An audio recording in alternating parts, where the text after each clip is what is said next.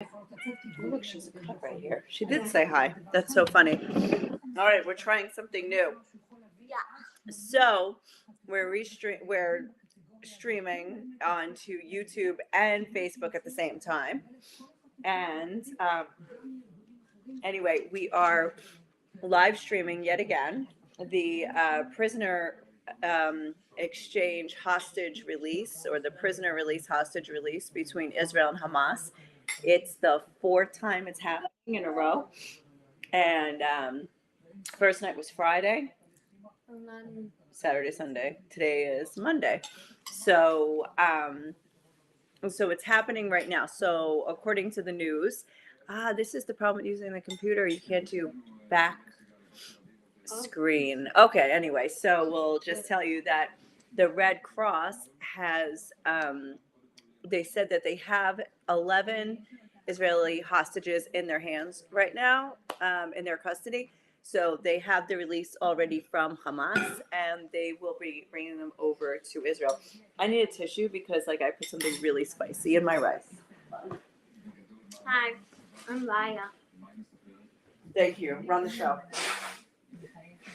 What do you want to say? Okay. So anyway, so here, there's already. Is there a chat going? Yes. Zemi says hi. Hi, Emily. All right. So anyway, who were they speaking with now? Aline Sigal, Bata של אביבה ששוחררה אתמול. I want to see what she's saying. היא עברה חוויות קשות, ואנחנו כרגע מתעסקים בלעטוף אותה ולחבק אותה. Okay, so this woman who's speaking right now says that her mother was released. Oh wait, Sigal Bata. Yeah, her mother was released, but her father remains in custody in Hamas. So Emily, yeah. So everybody has agreed to the ceasefire to continue for 10 hostages a day. Now, I have not yet heard what Hamas would get in exchange. Is it like there would be 30 prisoners for them? Is it something beyond prisoners? Now, Hamas has said a lot of things recently, including that they have found already 100 bodies under the rubble, that they believe there is, let me get those notes again. This is one of the reasons I thought using my computer, and then I could use my phone for the notes.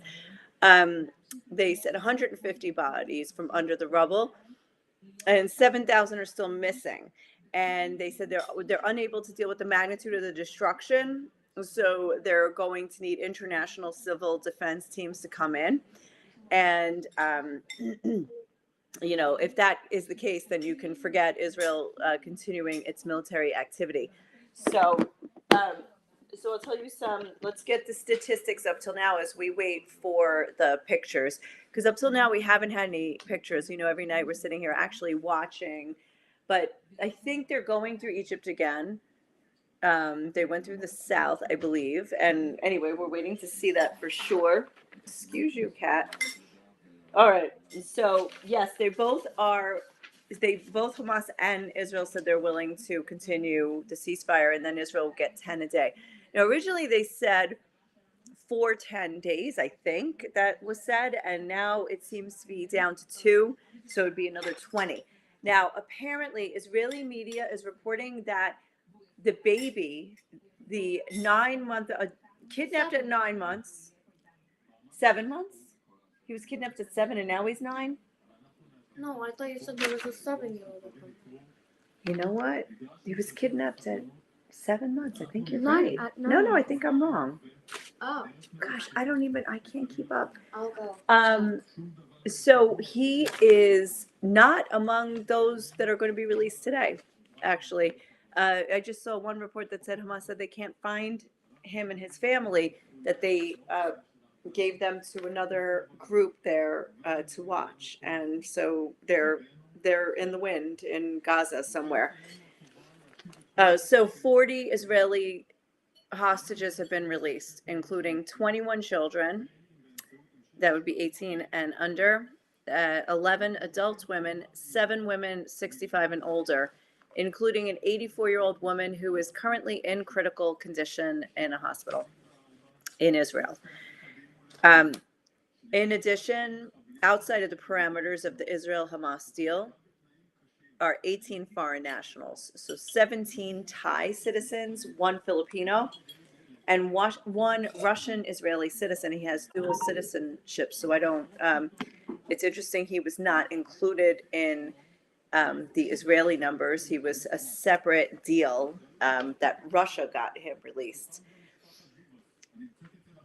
Oh, what's he saying? This is the IDF spokesman. I think he's 9 months old now. I think he was kidnapped at 7 months. I can't remember. Wait, when he was kidnapped, when was The baby. I don't know. I don't remember. October Yes, everybody was kidnapped. That's the only thing we know for sure. בהובלת מצרים וקצר שמחויבות למימושו גם בימים הקרובים כדי להמשיך ולהחזיר חטופים. לוחמי צה"ל בעזה ערוכים מבצעית על קווי ההפוגה ומוכנים לביצוע שלבי המלחמה הבאים. הלוחמים יוצאים בסבבים להפוגות מחוץ לרצועה לצורך מנוחה, אימונים, העלאת הכשירות וקידום המוכנות. Talking about what the army would do with these 4 days. Thank you, Emily. Kidnapped at 9 months. Now he's 10. Thank you. I don't know. There's like so many numbers flying around. I have to be reading it. Okay, so now it's interesting, like, you know, the stories of survivors from October 7th is, you know, those stories. I don't want to say those. Let's put it this way. The news cycle has moved on beyond the October 7th survivor stories and the other tragedies. And what's happening now is you see like a phase into like more of the hostage stories. I'm talking about like the news cycle. I'm not saying people have moved on. Of course they haven't. So, but what you see now, what I noticed yesterday is as these hostages are returning, they're sometimes returning to families of like with family members who are dead and they didn't know they were killed. Like they're only just finding out, or they're returning to find out that, you know, maybe they were separated and hostages left behind. You know, it's just like this. They're coming back to brokenness. You know, they're not coming back full. There are very few full families that have been reunited. You know, there was even like 3 generations with children, the mother, the grandmother released, but the grandfather is still there and a father was killed. You know, so the 4-year-old Abigail Idan, who was in Hamas hands alone, she was on October 7th separated from her siblings and then kidnapped with the neighbor's family. She's coming back to no parents. Both of her parents were killed on October 7th. So she's one story. She's also an American citizen, so she was also mentioned like in the U.S. media. What? They don't kidnap anymore? Well, they're not here to kidnap anymore. But they, where, what? They're here to beep, beep, beep. No, they're not here now. Like the situation's under control. Okay, yeah, so that was October 7th and a couple days after, but now it's like more or less over, you know, like that whole incident is over. But now when the people are coming back from Gaza, they're realizing like who was killed, you know, and stuff like that. So, so anyway, so these stories are like coming out, you know, now that the people are returning, and we're all sort of reliving these stories, like, oh, remember that person, and you know, several of the people, like I've met now several of these people, and I know their stories, and you know, just to remember, oh yeah, this happened and that. So anyway, what they're talking about now, what this news channel said, Channel 12, not always accurate. The first reports are not always accurate. Not them. I'm not saying Channel 12 isn't accurate. I'm just saying that the first news that comes out isn't always the accurate news.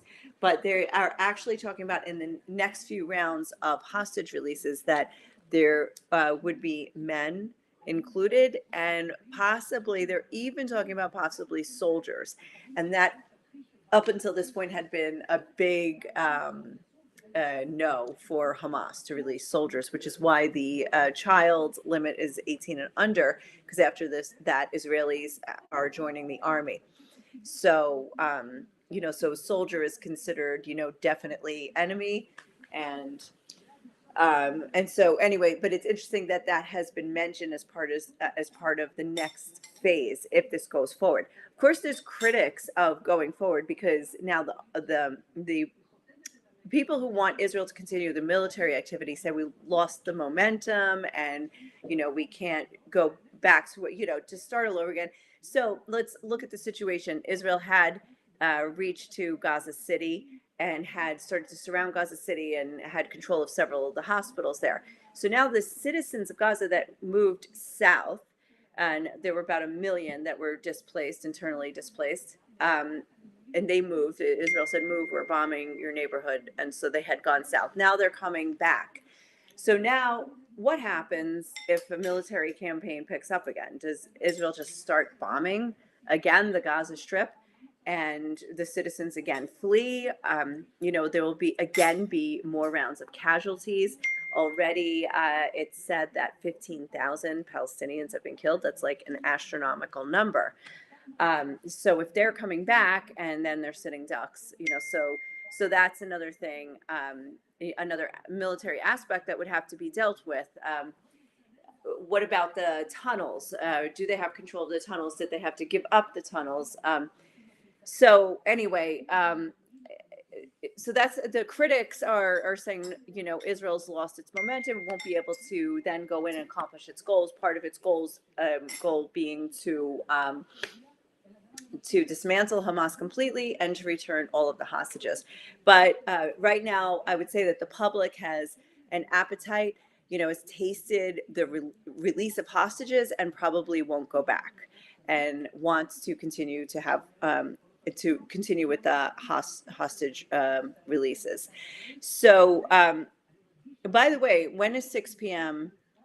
in Eastern Standard Time? Because I'm going to be on the National Forum. Can I put that here? I have a question. I'm going to be on that. I put that in the chat. I have a question. You can catch it on there at 6 p.m. Eastern Time. I'm going to be on, it's called, I believe, the Daily Forum. What's Eastern time? Eastern Time is the time on the East Coast of America. I have a question. It's on the Forum Daily is the name of the show, and the News Forum's national news broadcast. So it's a Canadian news agency network. Question? If there's chats, do you get to answer? That's midnight for me. That's actually 1 a.m. for me. That's why we're not doing a live. Right. So I'm going to be on it. I record it. You're going to be up at 1? No. Not going to be up at what's that say? All right. Well, wait. This is actually this is unlike the other nights. Remember, all the other nights, they were like, oh, look at the news, look at what's happening. And now they're just talking about regular things. I'm going to tell you what else Hamas has said. There is a video going around that Hamas put out of them releasing the hostages and, waving and holding their hands and bringing them there. Waving goodbye. And then they also put out today pictures. I'm going to show you. Well, let me find the channel of a letter. Yeah, you found my AirPods. They just connected to my phone. Of a letter in Hebrew. Can you? Allegedly written by one of the hostages while she was in captivity, thanking them, I guess, for their hospitality. Let me do a quick Google Translate. It's in Arabic.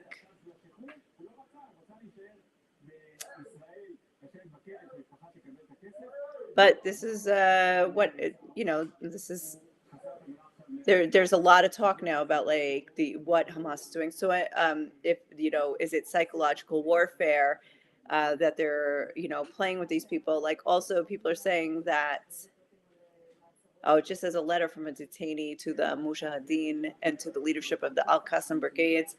That's the military wing of Hamas, who accompanied her during the detention period before her release in the exchange deal as part of the humanitarian truce of Al-Aqsa flood. So that's what Hamas's name for the campaign since October 7th has been called the Al-Aqsa flood. Al-Aqsa is the mosque in Jerusalem, and that's when Hamas feels that Israel is encroaching on their place of worship in Al-Aqsa, then that is when they threaten military action.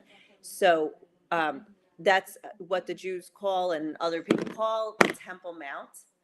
And it's a very contentious place because it's also where the Jews believe, and well, not just the Jews, actually, like a lot of people believe, a lot of religions believe that the temple was originally there, the Old Testament temple, and then the temple even where Jesus was, and that the second temple built by Herod, they believe it was right there on that spot. And so it is where the Jews want to go and pray, and possibly even to restart like sacrifices, which haven't been done since the temple was destroyed. But that's also now where the mosque is, and also other Muslim shrines, and it's a Muslim area, and there's a specific status quo which only Muslims can pray up there, and the Jews can only other visitors can only go. Anybody else can only go during visiting hours, which are a few times in the morning, like during the day, like in between the Muslim prayers. So it's very limited. You can't go up Friday. I don't think you can go up on Shabbat. So I think Friday, Saturday is closed, and it's just open the rest of the week to visitors, but it's open to Muslims. So anyway, when there is some kind of conflagration on that plot of land, it does stir up a lot of violence.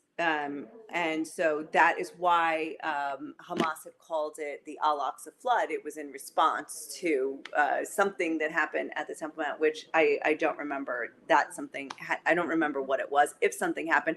Anyway, this operation had been planned for more than 2 years, and there were operational booklets and training guides, and they were very well armed.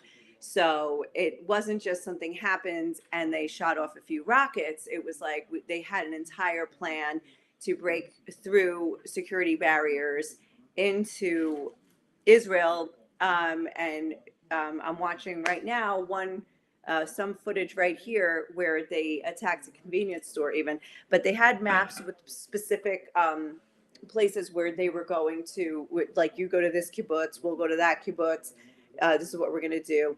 So anyway, that was a little different, but this, if you can see on the TV, sorry. Yep. This is very low tech right now. So you get to see the whole apartment and probably hear Daniel in the background and everything. But anyway, so anyway, so that was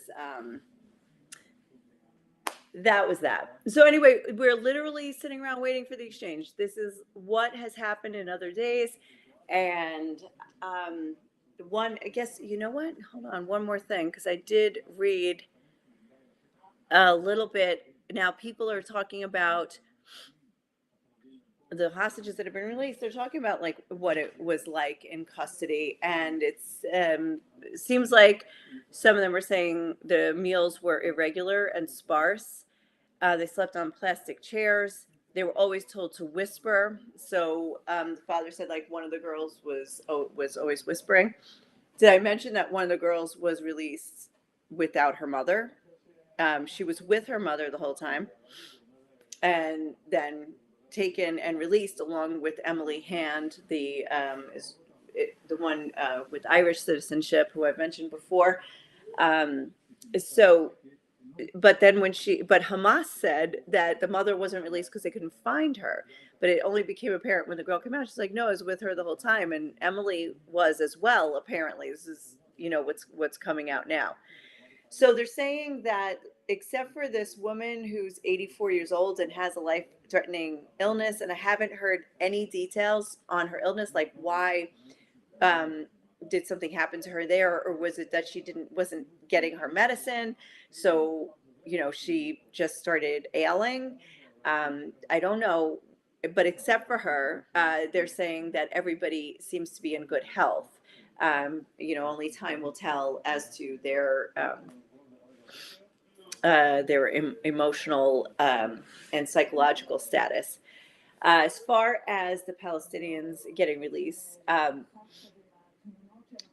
they are not going to, I think only one possibly is going to Gaza. They're all getting released to West Bank and Jerusalem, where their homes, basically where they're from. Not all of them are from Palestinian areas. They're also they have some of them Israeli residency. So as they get, most of them as well, 117 so far, most of them have been women and minors, which was part of the deal, that it would be women and children in both, for both sides to be released. There are reports that one of them being released was convicted of a terror or attempted terror attack, a woman from Jerusalem. She's from Jerusalem. So there are reports that Israelis had threatened, if you rejoice and celebrate these releases, we're going to arrest anybody who is engaging in celebrations of a prisoner release. So I don't know if there have been actual arrests made. Now, I will tell you, I think I might have said this yesterday, but the Gazans are like, wait a second, we get to die and you guys get to celebrate. We die, we bury, and you get out of jail. And it's like, wait, we're not going through this so that you guys can be free. So that's part of the angst that's going on. However, that was quickly picked up on in among the Palestinians, and now not just when they get out, they're not just thinking Hamas like they had been in the past, but they're also we're getting a visitor. They're not just thinking Hamas, but they're also paying homage to the Gazans, who are they say they're the ones standing and standing strong, against Israel and for the Palestinian cause and everything. So you can see that somebody got the message that this isn't looking good. It's not good optics for the people who are suffering. So what the Gazans do get out of this ceasefire is humanitarian aid, a chance to move back home, although nobody knows for how long, because if anything goes wrong with the ceasefire, it's going to go back to a war. Another thing to note is that Hezbollah has not launched any rockets in the last 2 days, as far as I know. I don't think I've missed any. The Houthis may have launched one or two. I think it was yesterday that 2 were shot down, but didn't make it to Israel. So that has also been quiet. The Houthis are trying to pirate ships in the Red Sea that they say are related to Israel, although that hasn't made big news at the moment. So all right. We are literally waiting. We're looking at pictures from yesterday still. And my low-tech plan, I'm not turning the camera. I'm not going to turn my computer around.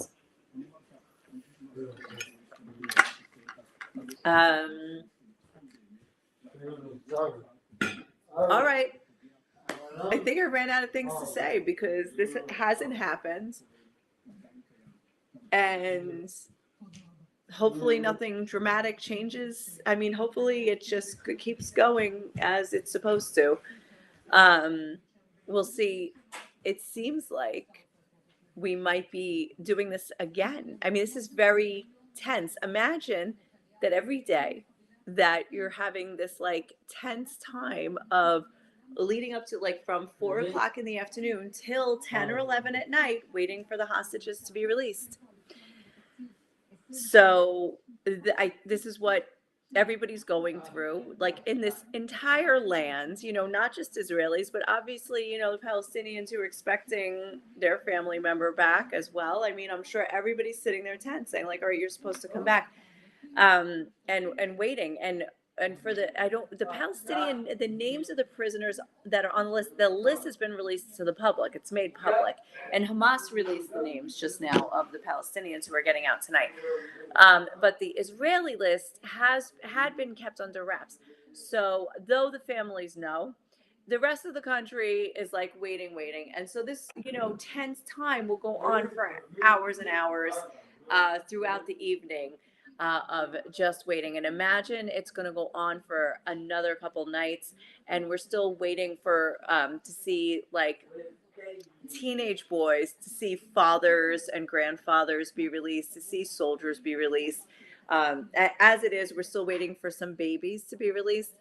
But this is kind of the atmosphere every day that you wait. With this collective holding the entire national holding your breath until you actually see that an exchange has been made or a release has been made. And until then, anything can change it because it's like really on a fine line. It could go either way with different details that somebody says, no, we want this or we want that, and it's not happening, and you're not standing by your side of the deal's off, and the people go back. So we're kind of wait until we wait on the edge of our seat every day, waiting for this deal to go through. So we're waiting for this deal to go through. It's taking a really long time tonight. I don't think there's no reported delay at the moment, so it will probably just happen. But I'm going to end this for now. Thank you again for watching the news with me. I'm sorry you couldn't see it today. I'll work on that. And anyway, that's it. We'll see you. Check back in tomorrow to see. And also check the link that I put, the forumdailynews.ca. It's a Canadian news channel, and you can check out at 6 p.m. I will be on that particular show, not live. I won't be live. It'll be live. I won't be live. Oh, just as I was going to end, look, all right. This guy. This is Ophir Engel. This guy here works at Shalva. He's the director of the sports center, Yoav. He's amazing. This is his son, and this person talking is his aunt. And she's talking exactly about that. 11 kids that haven't been returned yet, and he is one of them because apparently too old. He's 17. Well, 17-year-old and a baby. Wow. His picture is displayed at Shalva, like a huge poster that they put up at the building. Shalva is the Center for Special Needs Kids in Jerusalem. Wow. So this is his aunt. She's been advocating for him. Now, Ophir is from Jerusalem, but he was visiting his girlfriend in one of the southern kibbutzes in Be'eri. It was a holiday weekend, and he went down there to visit, and he was kidnapped. He was separated. The father and he were separated from the girls, and he was kidnapped with a boy from next door who was staying in his mother's house. And I ended up interviewing that kid's father and saying, wait a second, was he with Ophir? And he said, yeah. Like, I mean, what a connection. Like it's such a small country that the fact that this guy from Jerusalem was kidnapped with this guy's son, and I met him at the Dead Sea, and the story was starting to piece together in my mind. I said, you have to be kidding me. This is his aunt. She's like, where are the kids? Why are the kids? You said the kids were going to be released. You're going to return them home. Where are the kids? And she's like, where are these little redhead kids? Like the baby that we were talking about, the 9-month-old baby.